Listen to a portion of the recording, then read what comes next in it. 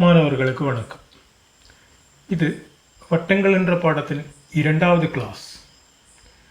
கடந்த கிளாஸில் படித்த கருத்துக்கள் நினைவிற்கு அல்லவா? அவை என்னவெல்லாம்? ஒரு வட்டத்தின் விட்டத்தின் முனைப்புள்ளிகளை வட்டத்தில் உள்ள ஏதேனும் ஒரு புள்ளியுடன் இணைக்கும் போது செங்கோணம் கிடைக்கிறது. மேலும் அந்த புள்ளி வட்டத்துக்குள்ளே என்றில் அது விரிகோணமாகும். புள்ளி வட்டத்துக்கு வெளியே எனிலோ அது குறுங்கோணமாகும்.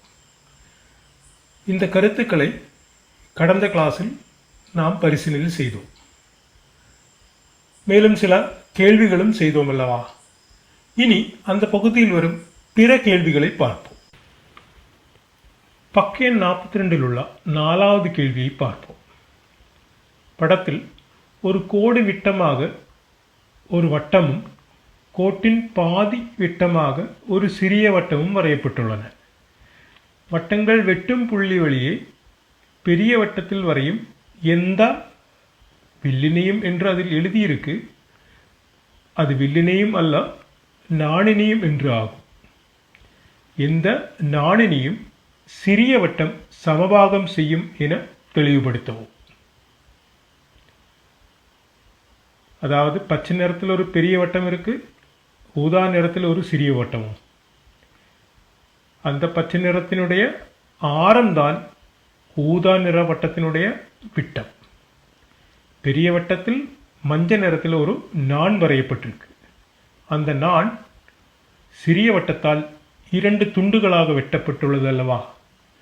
இந்த வெட்டுதல் சமபாகம் ஆகும் என நாம் நிரூபிக்க வேண்டும். பாருங்கள், ஒரு வட்டம், அதன் மையம் O, AB எனும் ஒரு விட்டம், அதில் AO அதன் மையப்புள்ளி P, AO விட்டமாக இன்னொரு வட்டம் வரையப்பட்டுள்ளது. பெரிய வட்டத்தில் AC எனும் ஒரு நாண் வரையப்பட்டுள்ளது. அந்த நாண் சிறிய வட்டத்தால் துண்டுபடும் புள்ளியை D என குறிப்பிட்டிருக்கிறோம். பாருங்கள், இதில் AD எனும் நீளம் பாருங்கள் 2.86. TCO அதே 2.86 தான். இனி சியின் இடத்தை சற்று மாற்றி பார்ப்போமா? பாருங்கள், சி அந்த வட்டத்தில் எங்கு அமையும் பொழுதும் அந்த நாண் வெட்டுபடும் புள்ளி D என்பது அந்த நாணினை சமபாகம் செய்கிறது அல்லவா? இதை கணிதபூர்வமாக நிரூபிப்பது எவ்வாறு? பாருங்கள், அதை நிரூபிப்பதற்காக DO எனும் கோட்டினையும் CB எனும் கோட்டினையும் இணைக்கிறோம். OD BC இணைக்கவும். இப்போது நமக்கு ஒரு சிறிய முக்கோணமும் பெரிய வட்டத்துக்குள் ஒரு பெரிய முக்கோணம் கிடைத்துள்ளது. இதில் பாருங்கள், சிறிய வட்டத்திற்குள்ளே இருக்கும் முக்கோணம் என்பது ADO. அதில் டியில் உருவாகக்கூடிய கோணம் எவ்வளவு ஆகும்? அது நாணின் முனைப்புள்ளிகளை அந்த டியுடன் இணைக்கும் போது கிடைக்கும் கோணம் அல்லவா? இது 90 டிகிரி என நாம் படித்திருக்கிறோம். அதேபோல் பெரிய வட்டத்தில் AB என்பது விட்டம். அந்த விட்டத்தின் முனைப்புள்ளிகளை சியுடன் இணைக்கும் போது கிடைக்கும் கோணம் தான் அந்த கோணம் C. அந்த கோணம் C எவ்வளவாகும்? அதுவும் செங்கோணமாகும். எனவே ADO ACB என்பது செங்கோணங்களாகும். மேலும் இதில் ADO ACB இவைகளில் A என்பது பொதுவாக உள்ள கோணம் தானே. சிறிய முக்கோணத்திலையும் A என்ற கோணம் இருக்கிறது, பெரிய முக்கோணத்திலையும் A என்ற கோணம் இருக்கிறது. எனவே இந்த 2 முக்கோணங்களும் கோணங்கள் சமமாகும் அல்லவா?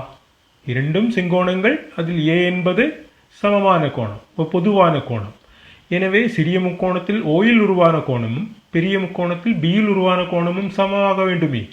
அப்படியெனில் இந்த சிறிய முக்கோணமும் அந்த ACB எனும் பெரிய முக்கோணமும் வடிவத்த முக்கோணங்களாகும் என 9ஆம் வகுப்பில் நாம் படித்திருக்கிறோம். வடிவத்த முக்கோணங்களில் சமகோணங்களுக்கு எதிரே உள்ள பக்கங்கள் ஒரே விகிதத்தில் ஆகும் என நாம் படித்திருக்கிறோம். அதில் AO சமம் OB ஆகும் அல்லவா? அது பெரிய வட்டத்தின் ஆரங்களாகும். எனவே ADயும் DCயும் சமமாகும். இதுவே நமக்கு நிரூபிக்க வேண்டிய கருத்து. கேள்வியின் பதிலை எழுதிக் கொள்ளுங்கள். அடுத்தது 5வது கேள்வி. படத்தில் வட்டத்தின் சுற்றளவும் பரப்பளவும் இரு தசம இடங்களுக்கு சரியாக வருமாறு கணிப்பான் பயன்படுத்தி கணக்கிடவும். கால்குலேட்டர் பயன்படுத்தி கொள்ளலாம். பாருங்கள், படத்தில் நமக்கு தெரிவது ஒரு வட்டமும் அதில் ஒரு செங்கோணமானியும் வைக்கப்பட்டுள்ளது. செங்கோணமானியின் செங்கோண உச்சி வட்டத்தில் உள்ள ஒரு புள்ளியில் வைக்கப்பட்டுள்ளது. மேலும் அந்த வட்டம் செங்கோணமானியின் இரு பக்கங்களையும் 3, 6 என்ற புள்ளிகளில் வெட்டுகின்றன. இப்போது நமக்கு அந்த செங்கோணமானியின்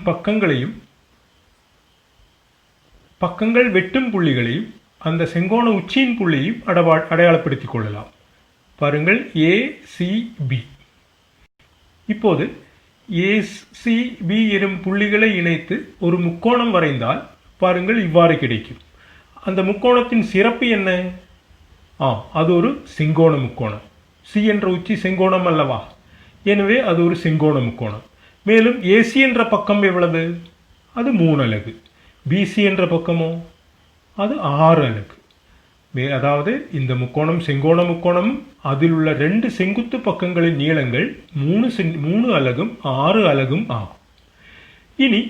இப்போது AB என்ற பக்கத்துக்கு சிறப்பு என்ன? அது இந்த வட்டத்தை பொறுத்தவரை விட்டமாக வேண்டும் அல்லவா? ஏனென்றில் C எனும் கோணம் 90 டிகிரி அல்லவா? அப்போது AB என்பது இந்த வட்டத்தின் விட்டமாகும். அதை கண்டுபிடிப்பதற்கு நாம் என்ன செய்யலாம்? இது ஒரு செங்கோண முக்கோணம் என்பதால் இதில் பயன்படுத்தும் முக்கியமான ஒரு கருத்து நம்மிடம் இருக்கிறதே. பித்தகோரஸ் கோட்பாடு.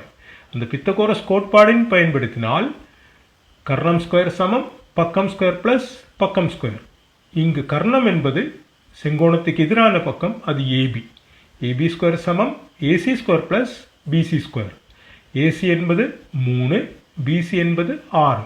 எனவே 3 square plus 6 square. 3 square 9, 6 square 36. 9 plus 36 கூட்டினால் 45 என கிடைக்கும். எனவே AB என்ற நீளம் என்பது இந்த 45இன் வர்க்கமூலம் அல்லவா? அப்போது AB சமம் √45 என கிடைக்கும். 45 என்பதை எப்படி எழுதிக் கொள்ளலாம்? 9×5 45. எனவே √9 பெருக்கல் 5. √9 என்பது எவ்வளவு? அது 3. எனவே இது 3√5 என கிடைக்கும். அதாவது இந்த வட்டத்தின் விட்டம் என்பது 3√5. அப்போது ஆரம் எவ்வளவு? அதோட பாதி அல்லவா? அப்போது ஆரம் என்பது 3/2√5. இந்த வட்டத்தினுடைய சுற்றளவும் கண்டுபிடிக்கலாம், பரப்பளவும் கண்டுபிடிக்கலாம். சுற்றளவு எப்படி கண்டுபிடிப்பது? வட்டத்தின் சுற்றளவு கிடைக்க வேண்டுமெனில் விட்டத்தை பையால் பெருக்க வேண்டும். விட்டம் என்பது 3√5. எனவே 3√5 பெருக்கல் பை. கணிப்பான் பயன்படுத்தினால் இது 21.06 சென்டிமீட்டர் என காணலாம். மேலும் இதன் பரப்பளவு கிடைப்பதற்கு என்ன செய்ய வேண்டும்? ஆரத்தின் வர்க்கத்தை பையால் பெருக்க வேண்டும். ஆரத்தின் வர்க்கம் என்பது 3/2√5 வர்க்கம் பெருக்கல் பை. இது 3 வர்க்கம் 9, பகுதியில் உள்ள 2 வர்க்கம் 4, √5 வர்க்கம் 5. எனவே இது 9 பெருக்கல் 5/4 பையால பெருக்கணும். இதை கணிப்பான் பயன்படுத்தினால் 35.33 சென்டிமீட்டர் ஸ்கொயர் என காணலாம். இது இந்த வட்டத்தின் பரப்பளவு ஆகும். 6வது கேள்வியை பார்ப்போம். படத்தில் இரு வட்டங்கள் ஒன்றுக்கொன்று வெட்டும் புள்ளிகள் ஏயும் பியும் ஆகும். ஏ வழியே உள்ள விட்டங்களின் மற்ற முனைகள் பியும் கியூயும் ஆகும். அதாவது ஏபி என்பதும் விட்டம், ஏக்யூ என்பதும் விட்டங்களாகும். முதல் கேள்வி, பிபிக்யூ என்ற புள்ளிகள் ஒரே கோட்டில் உள்ளவை என நிறுவுக. இரண்டாவது கேள்வி, பிக்யூ என்ற கோடு வட்ட மையங்களை இணைக்கும் கோட்டுக்கு இணையானது எனவும் பிக்யூவின் நீளம் கோட்டின் நீளத்தின் 2 மடங்கு எனவும் தெளிவுபடுத்தவும். இதை எப்படி செய்து கொள்ளலாம்? பாருங்கள், பச்சைவட்டம் அதோட விட்டம் என்பது ஏக்யூ, நீலவட்டம் அதோட விட்டம் என்பது ஏபி. அந்த இரு வட்டங்களும் வெட்டிக்கொள்ளும் இரண்டாவது புள்ளி பி. இப்போது நமக்கு நிரூபிக்க வேண்டியது PBQ என்பவை நேர்கோட்டிலாகும் என நிரூபிக்க வேண்டும். பாருங்கள், படத்தை அப்படியே வரைந்திருக்கிறோம். இதில் P எனும் புள்ளியும் B எனும் புள்ளியும் Q எனும் புள்ளியும் நேர்கோட்டிலாகும் என நிறுவ வேண்டும். அதற்காக முதலில் PBயும் பிறகு BQவும் இணைக்கிறோம். PBயும் PQவும் நேர்கோடு என இப்போது நாம் சொல்ல முடியாது, அதை நிரூபிக்க வேண்டும். மேலும் ABயும் இணைக்கிறோம். இப்போது பாருங்கள், பெரிய வட்டத்தில் AQ என்பது விட்டம் அல்லவா, அதன் முனைப்புள்ளிகளை Pயோடு இணைத்து ஒரு கோணம் நமக்கு கிடைத்திருக்கிறது.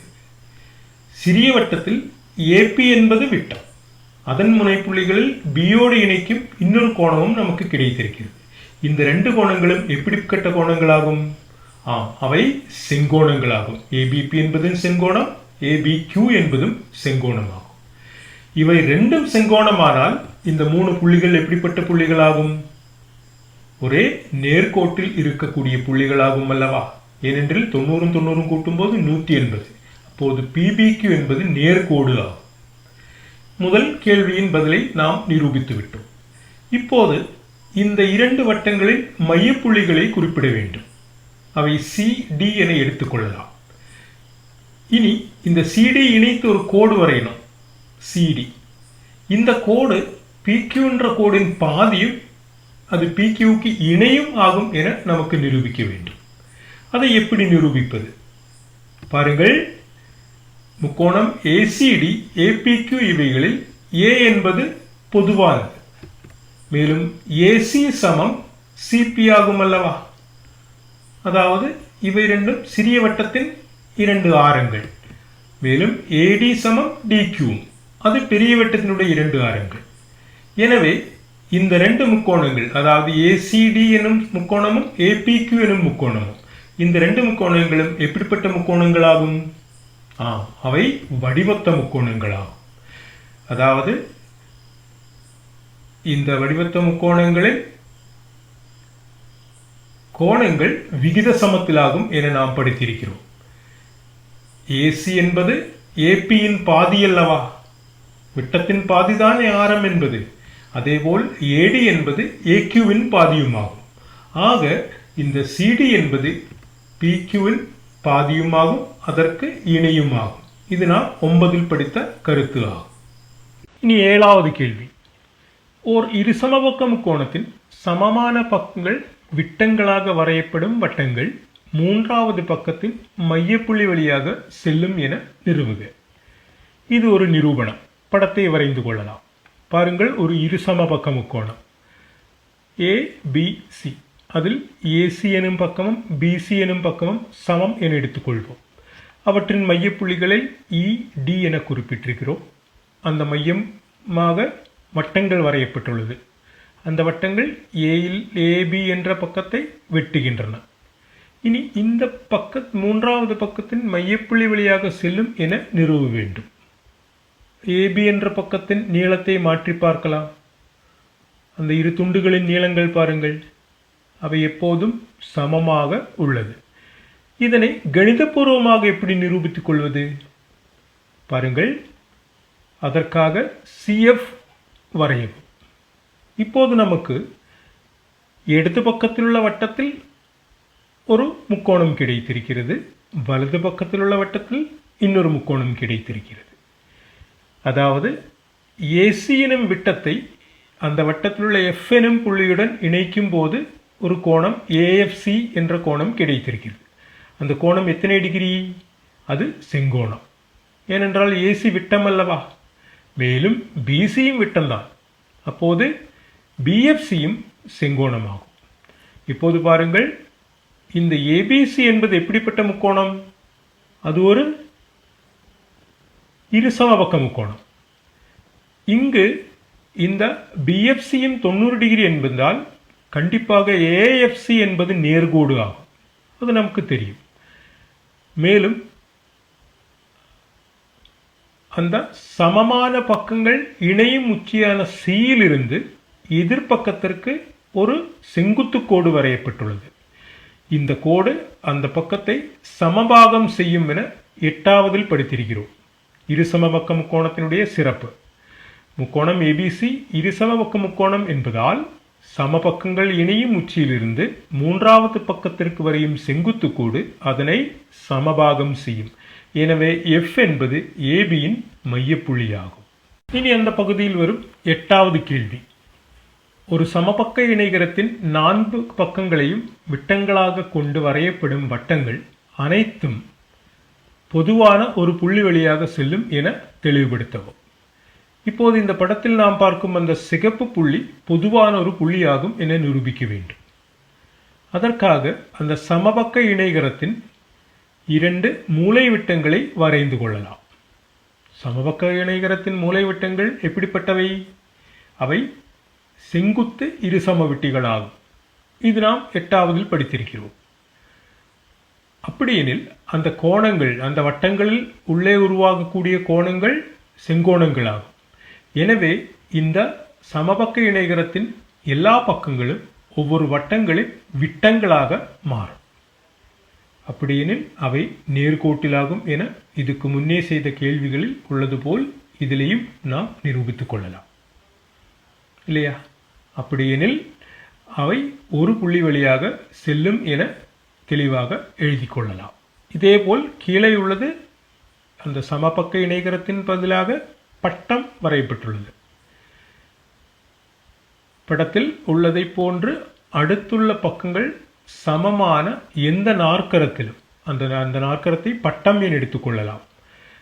எந்த நாற்கரத்திலும் இது சரியாகும் என நிறுவுக. ஒரு பட்டத்தினுடைய மூலைவிட்டங்கள் அவை செங்குத்துக்களாகும். அதிலேயும் இதேபோல் அந்த பக்கங்கள் அனைத்தும் ஒவ்வொரு வட்டங்களினுடைய விட்டங்களாக மாறும்.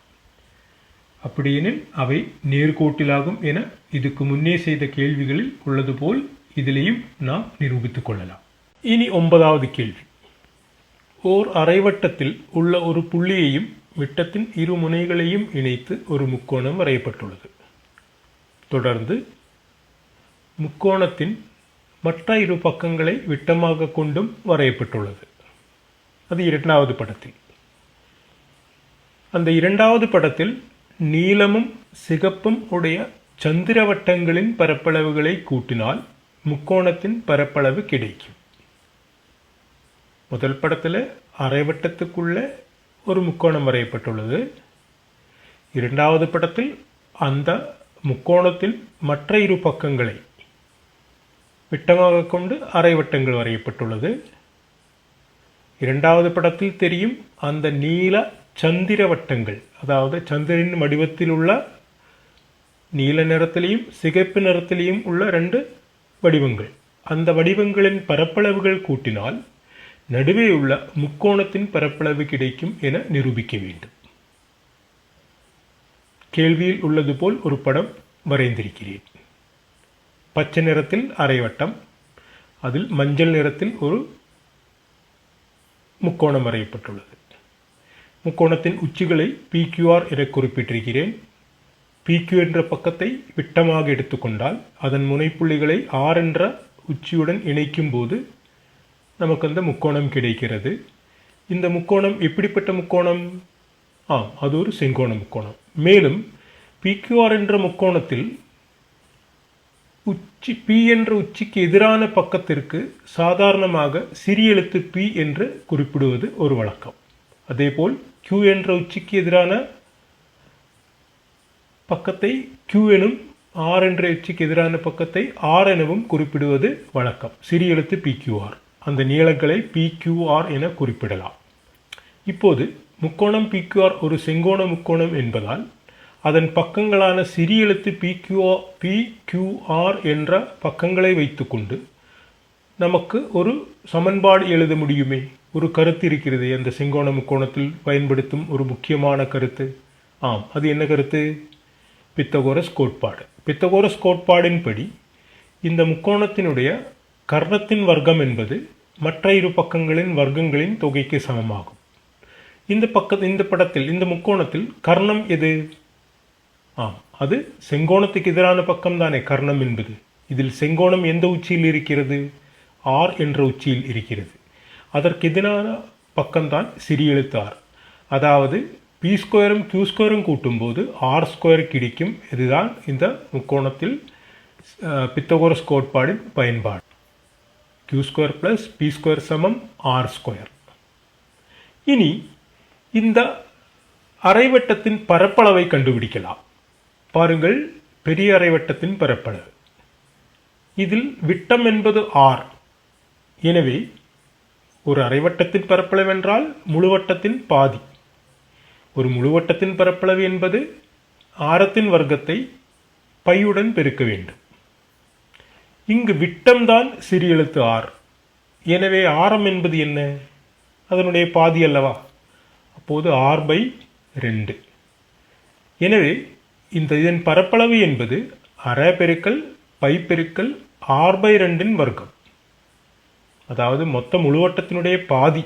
எனவே 1/2 பெருக்கல் பை பெருக்கல் r/2 வர்க்கம். இதில் r/2 வர்க்கத்தை எப்படி எழுதி கொள்ளலாம்? r²/4 என எழுதி கொள்ளலாம். அதாவது அரை பெருக்கல் பை பெருக்கல் r²/4. இதில் பகுதியில் உள்ள 2ஐயும் 4ஐயும் பெருக்கிக் கொண்டால் 1/8 என கிடைக்கும் அல்லவா? அப்போது இதை சற்று சுருக்கி 1/8 பெருக்கல் பை பெருக்கல் r² என எழுதி கொள்ளலாம். இதுதான் அந்த பெரிய அரைவட்டத்தின் பரப்பளவு. இனி பாருங்கள், அந்த முக்கோணத்தின் பக்கங்களை கொண்டுள்ள அரைவட்டங்கள், நீளமும் சிகப்பும் உடைய அரைவட்டங்கள். அந்த சிறிய அரைவட்டங்களின் பரப்பளவுகளின் தொகை கண்டுபிடிக்கலாம். ஒவ்வொன்றாக கண்டுபிடிப்பதற்கு பதிலாக 2ஓட தொகையும் கண்டுபிடிக்கலாம். ஏன்னா அந்த தொகை தானே அந்த முக்கோணத்தின் பரப்பளவிற்கு சமம் என நிரூபிக்க வேண்டும். எனவே தொகையாகவே கண்டுபிடித்துக் கொள்ளலாம். இதில் நீள அரைவட்டத்தின் விட்டம் எத்தனை? Q. அதனுடைய ஆரமோ? அது Q/2, அதோட பாதி. அந்த சிகப்பு அரைவட்டத்தின் விட்டம் எத்தனை? P. அப்போ அதனுடைய ஆரம் P/2. எனவே அந்த நீள அரைவட்டம், அதில் சந்திரவட்டம் மட்டும்தான் தெரியுது. ஏனென்றால் இந்த பச்சை அரைவட்டம் அதற்கு மேலே உள்ளது. ஆனால் அடியே அரைவட்டம் முழுசாகவே உள்ளது. அந்த முழு அரைவட்டத்தின் பரப்பளவு தான் நாம் கண்டுபிடித்துக் கொள்கிறோம். எனவே Q/2 வர்க்கத்தை பையால் பெருக்கி அதனுடைய பாதி. அதேபோல் சிகப்பு அரைவட்டத்தின் பரப்பளவு என்பது P/2 வர்க்கத்தை பையால் பெருக்கி அதனுடைய பாதி. இது ரெண்டோட தொகையும் கண்டுபிடிக்கும் போது அரை பெருக்கல் பை பெருக்கல் Q/2² பிளஸ் அரை பெருக்கல் பை பெருக்கல் P/2² என கிடைக்கும். இதில் Q/2² என்றால் Q²/4, P/2² என்றால் P²/4. மேலும் பகுதியில் உள்ள 2ஐயும் 4ஐயும் பெருக்கும் போது 1/8 கிடைக்கும். அது 2 இடத்திலையும் கிடைக்கும். எனவே 1/8 பெருக்கல் பை பெருக்கல் Q² பிளஸ் 1/8 பெருக்கல் பை பெருக்கல் P². இதில் ரெண்டிலையுமே 1/8 பெருக்கல் பை என்பது பொது. அதை பொதுவாக எடுத்துக்கொண்டால் Q²ம் P² தனியாக கிடைக்கும். எனவே 1/8 பெருக்கல் பை பெருக்கல் Q² பிளஸ் P². இது நாம் முதலில் கண்டுபிடித்திருக்கமே, Q² பிளஸ் P² சமம் R² என்று, இல்லையா? அதாவது முக்கோணம் PQR என்ற செங்கோண முக்கோணம் என்பதால் Q² பிளஸ் P² சமம் R². அது பித்தகோரஸ் கோட்பாடின் பயன்பாடு ஆகும். எனவே இதில் 1/8 பெருக்கல் பை பெருக்கல் Q² பிளஸ் P² என்பது R² ஆனதால் இந்த பெரிய வட்டத்தின் பரப்பளவும் சிறிய வட்டங்களின் பரப்பளவுகளின் தொகையும் சமம் என கிடைக்கும். அதாவது பச்சை நிறத்திலுள்ள அரைவட்டத்தின் பரப்பளவின் அதே அளவுதான் நீல நிறத்தில் உள்ள அரைவட்டத்தின் பரப்பளவும் சிகப்பு நிறத்தில் உள்ள அரைவட்டத்தின் பரப்பளவும் கூட்டினால் கிடைக்கும். இனி நமக்கு கண்டுபிடிக்க வேண்டியது அந்த சந்திர வட்டங்களின் பரப்பளவு அல்லவா? அதுவும் நடுவே உள்ள முக்கோணத்தின் பரப்பளவிற்கு சமம் எனவாக்கும் நமக்கு நிரூபிக்க வேண்டியது. அதற்காக பாருங்கள், இந்த முக்கோணத்தின் பரப்பளவு கிடைப்பதற்கு அந்த பெரிய அரைவட்டத்திலிருந்து 2 வட்டத்துண்டுகளின் பரப்பளவுகளைத்தான் கழிக்க வேண்டும். பாருங்கள், இப்போது வெள்ளையாக நமக்கு தெரியும் அந்த பாகங்கள். அதனைத்தான் வட்டத்துண்டுகள் என சொல்லுகிறோம். அந்த அந்த பாகத்தை கழிக்கும் போது நமக்கு முக்கோணத்தின் பரப்பளவு கிடைக்கும். அப்போது பெரிய அரைவட்டத்திலிருந்து இந்த 2 வெள்ளை நிறத்திலுள்ள அரைவட்டங்கள் துண்டுகளின் பரப்பளவுகளைத்தான் நாம் கழித்திருக்கிறோம். பாருங்கள், சிறிய 2 அரைவட்டங்களில் இருந்தோ அதே அளவுகளைத்தானே கழித்திருக்கிறோம். அப்போதுதானே நமக்கு அந்த சந்திரவட்டங்களின் வடிவங்கள் கிடைக்கிறது இல்லையா? அப்படியெனில் சமமான 2 பரப்பளவுகளிலிருந்து ஒரே அளவுள்ள பரப்பளவுகளை கழிக்கும் போதுதான் நமக்கு நடுவே முக்கோணமும் வெளியே 2 சந்திரவட்டங்களும் கிடைக்கிறது. எனவே அந்த சந்திரவட்டங்களின் பரப்பளவுகளின் தொகையும் இந்த முக்கோணத்தின் பரப்பளவுகளின் தொகையும் எப்படியாகும்? அவை 2ம் சமமாகும். ஏனென்றால் ஒரே வட்டத்துண்டுகளின் பரப்பளவுகளைத்தான் நாம் கழித்திருக்கிறோம். நீலமும் சிகப்பும் உடைய சந்திரவட்டங்களின் பரப்பளவுகளின் தொகை கிடைப்பதற்கு சிறிய அரைவட்டங்களின் பரப்பளவுகளின் தொகையிலிருந்து அதே வட்டத்துண்டுகளின் பரப்பளவுகளைத்தான் கழித்திருக்கிறோம். எனவே இந்த முக்கோணம் PQRின் பரப்பளவு நீலமும் சிகப்பும் உடைய சந்திரவட்டங்களின் பரப்பளவுகளின் தொகைக்கு சமமாகும். பதிலை எழுதிக் கொள்ளுங்கள். இத்துடன் இந்த கிளாஸ் முடிவடைகிறது. அடுத்த கிளாஸில் உங்களை சந்திக்கும் வரை நன்றி, வணக்கம்.